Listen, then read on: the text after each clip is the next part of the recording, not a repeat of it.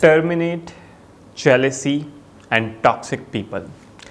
क्या मुराद है इससे? काफ़ी बार हमें हटा देना चाहिए, एलिमिनेट कर देना चाहिए ऐसी जेलेसी को जो हम दूसरों से हसद कर रहे होते हैं, है ना।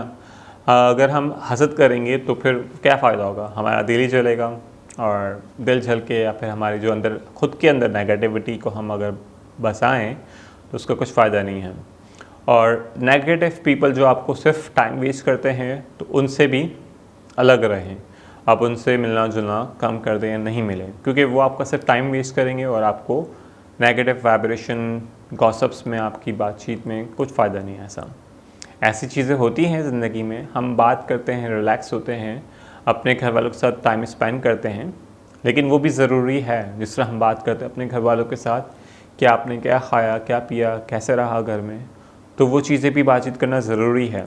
लेकिन खामखा की बेवजह वो चीज़ें जो काम नहीं हैं, आप नेगेटिव पीपल और अपने आप को बहुत ज़्यादा बढ़ाने के लिए और बहुत सारी चीज़ें करने के लिए, वो प्रैक्टिस अच्छी नहीं हैं, तो आपको वो चीज़ें हटा देना चाहिए। बढ़ते हैं अपनी अगली वीडियो की तरफ।